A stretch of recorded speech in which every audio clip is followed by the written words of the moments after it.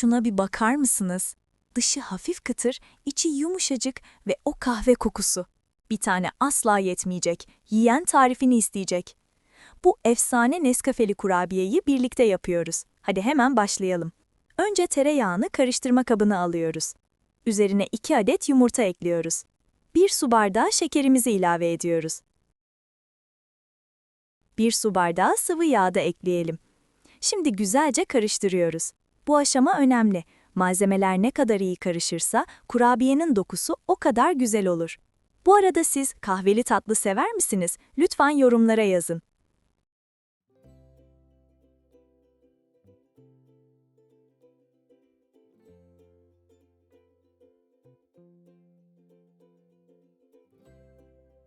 Bu aşamada 1 su bardağı nişastayı ekliyoruz.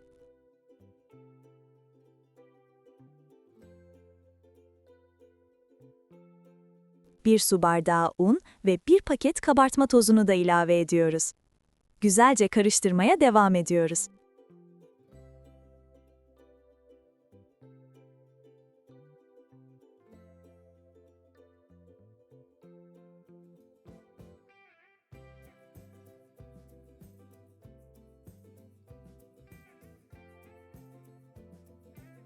Yavaş yavaş kıvam oluşmaya başladı bile.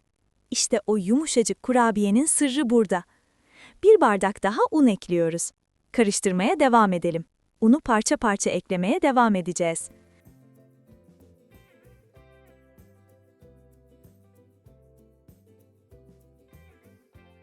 Kıvam giderek toparlanıyor. 1 bardak daha un ekliyoruz. Artık hamur kendini toplamaya başladı.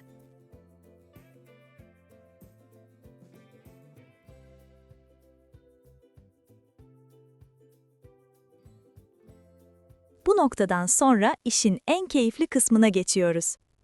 Evet, şimdi elimizle yoğurmaya başlıyoruz. Yumuşak ama ele yapışmayan bir kıvam elde edeceğiz.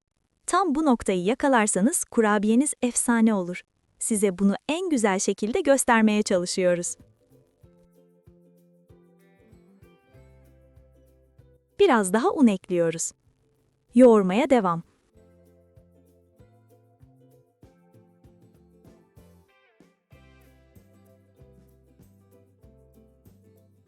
İşte tam olması gereken kıvam. Ne çok sert, ne çok yumuşak. Ve şimdi yıldız malzeme geliyor. 1 yemek kaşığı Nescafe. Nescafe'yi hamura güzelce yediriyoruz.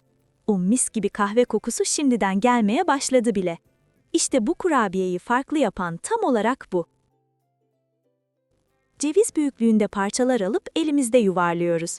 Şekil vermesi de aşırı kolay.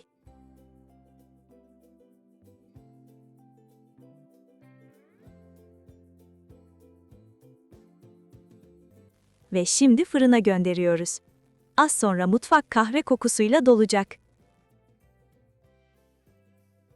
İşte çıktılar. Üzeri hafif çatlamış, içi yumuşacık tam kıvamında.